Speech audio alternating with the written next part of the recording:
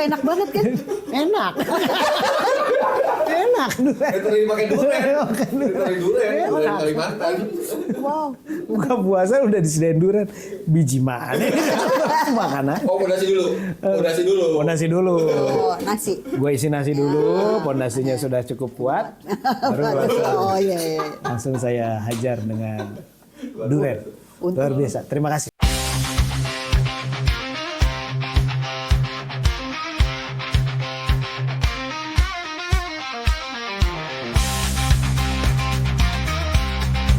Jumpa lagi dengan Candil manis gokil.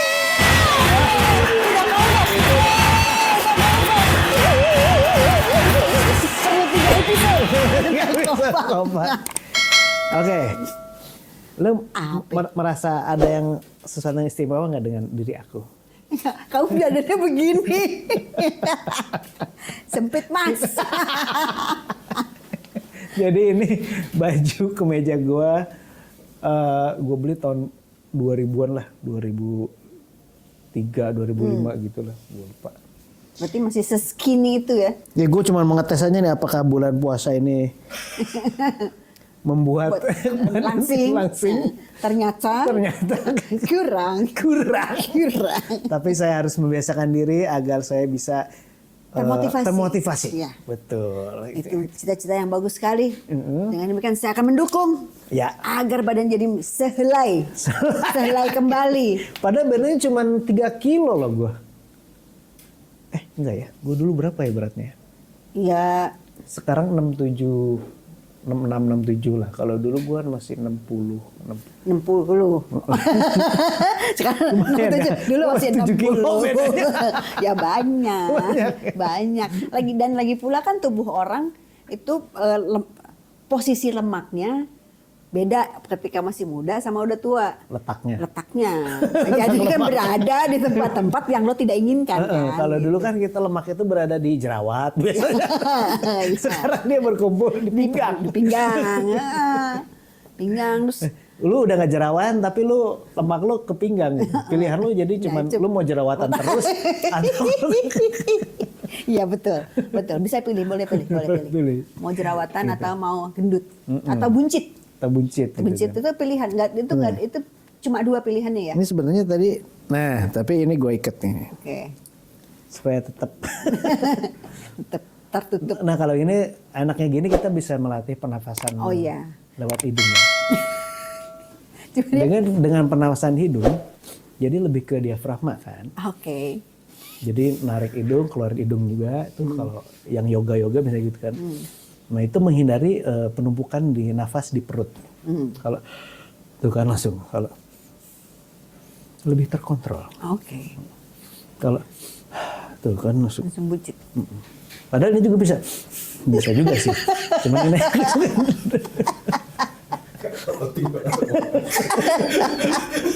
Oke. Cuma lebih terkontrol. Iya, oke. Gitu ya. Betul. Jadi demikian pelajaran ini penting sekali ya. Pernafasan ya. Jadi pada saat perut mulai membuncit, usahakan menggunakan pernafasan hidung. Hidung saja ya. Pernapasan itu menggunakan huruf P. Jadi orang suka bilangnya nafas. Padahal napas. Seperti pada V pada Vespa. Ya.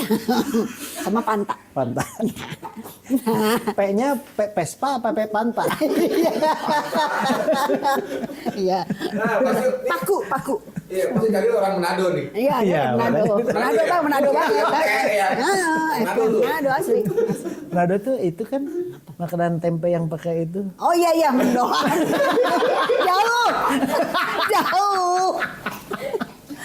Jauh banget.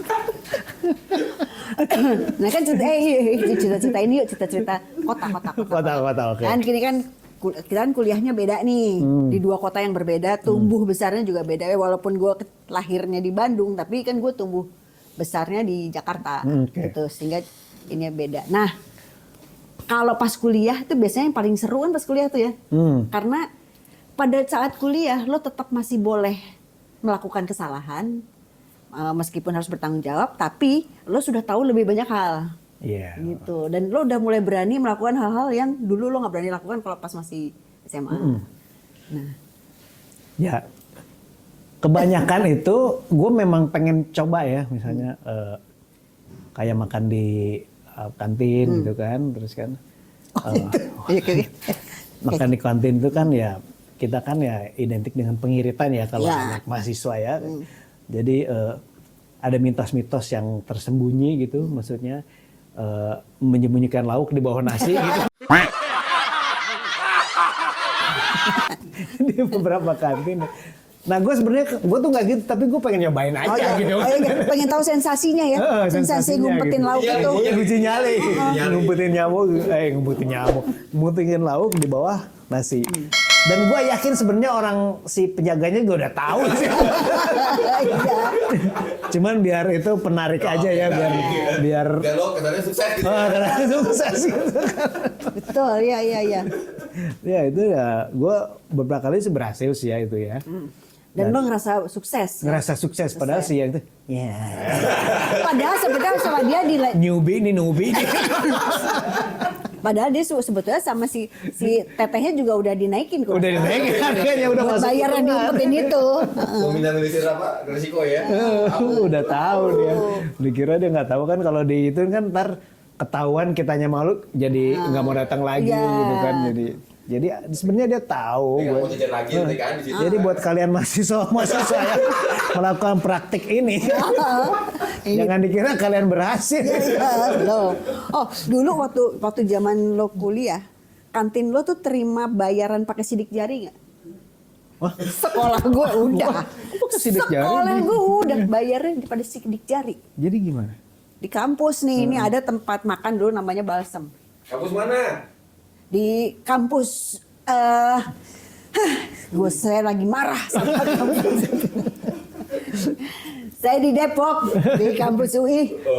Nah itu dari Balsem namanya. Nah di Balsem itu kalau misalnya lo makan itu kan kita kenal semua pedagangnya, kenal karib lah. Karena gue akan jam 8 pagi kuliah pertama biasanya jam 8 pagi, gue jam setengah 8 udah di situ. Oke.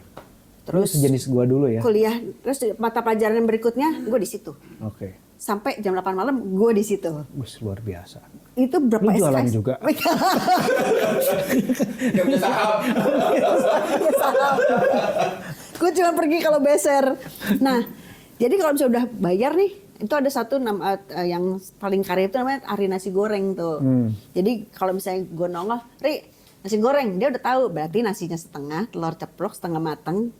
Terus acaranya dibanyakin, dia udah tahu tuh. Dia udah apa semua yang makan situ. Ntar udah selesai, Ri, ntar ya, gitu, sidik jari. Oh. Ntar ya, gitu. Kesidik jari gua. Kalau di tempat gua tuh ada tukang nasi goreng tuh Sekolah di mana? Tadi gue ditanya. Sekolah di mana lo? Gue di Bandung. Kalau di film Jomblo tuh ada Institut Bandung. Adakah kau merasa?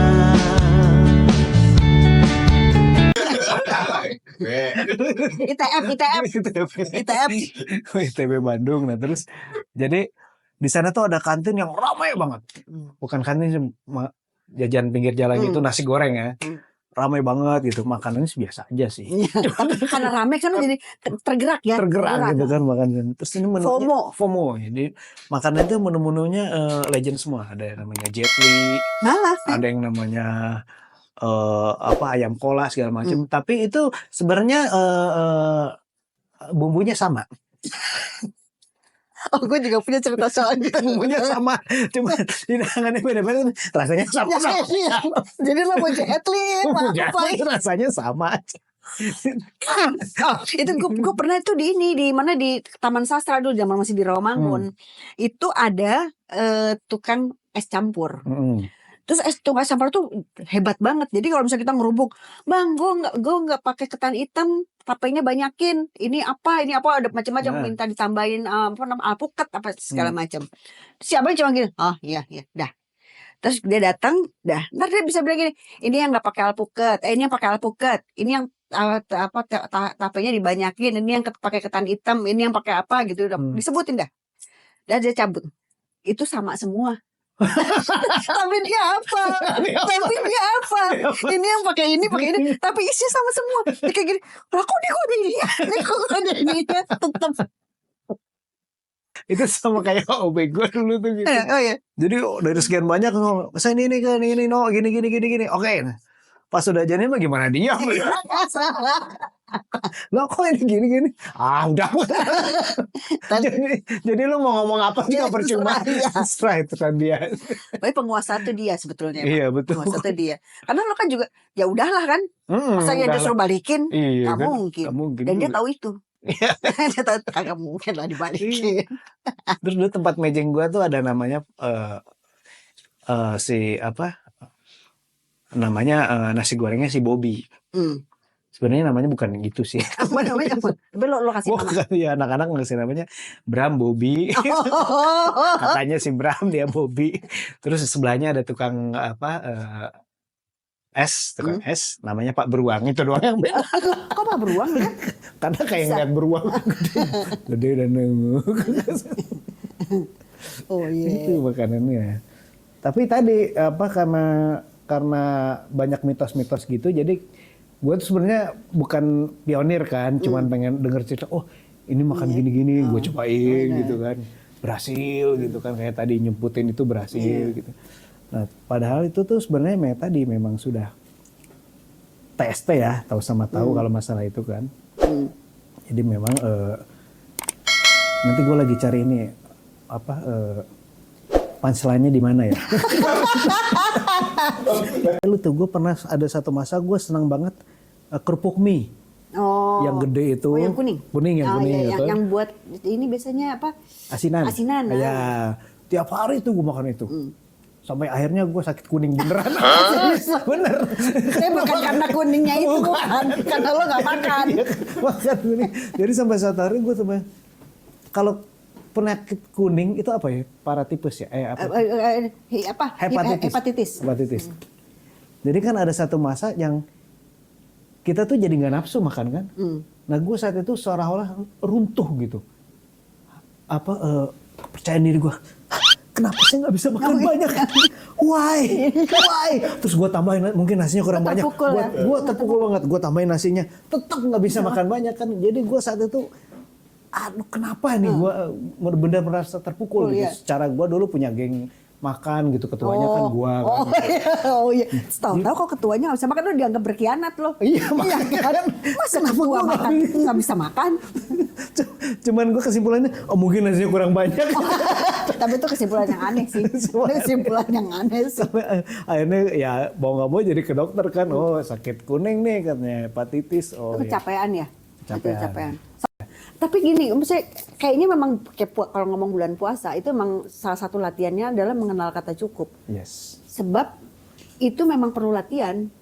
Mengenal cukup tuh perlu latihan karena godaannya emang gila, kayak nggak usah yang jauh dan sulit. Lo main Candy Crush aja gue. Misalnya gue main Candy Crush. Itu tuh godaannya cukup sulit ketika life-nya habis. Terus lo ditawarin untuk beli live atau beli apa gitu, lo bayar. Padahal kan sebenarnya nggak harus. Iya, apa pentingnya lo ngisi itu? Emang lo mau ikut Olimpiade kan enggak? Betul. Melawan hawa nafsu itu, yang bisa tahu bahwa itu adalah hawa nafsu cuma kita. Bahwa yang tahu bahwa kita lagi yang lagi ada nih, yang lagi muncul tuh sebetulnya hanya kepengenan banget. Ya. FOMO ya. Kepengenan banget, tapi cuma kita yang tahu sebenarnya. Itu cuman kita yang bisa ngatur ya. Bisa ngatur, dan karena kita akan selalu punya alasan untuk bilang bahwa itu bukan sekadar hawa nafsu. Selalu punya argumentasinya, selalu punya pembenarannya gitu. Kan kita jago bikin pembenaran. Iya sih. Yang kadang-kadang membeludak kadar gulanya kan begitu. Betul. Awal-awal langsung ajar manis. Kayak kemarin kejadian soal Candil buka puasa pakai durian. Gimana rasanya? Itu nggak enak banget kan? enak. enak durian. Literally pakai durian. Literally durian. Durian Kalimantan. Wow. Buka puasa udah disediain durian. Biji mana? Makanan. Oh, pondasi dulu. Pondasi dulu. Pondasi dulu. Oh, nasi. Gue isi nasi dulu, pondasinya sudah cukup kuat. Baru Oh iya. langsung saya hajar dengan durian. Luar biasa. Terima kasih. Oke deh. Udah sampai durian doanya. Oke, sampai durian oke ya. Jangan terlena masih bersama Candil Cenil Manis Gokil. Jangan lupa subscribe, like, and comment. Subscribe.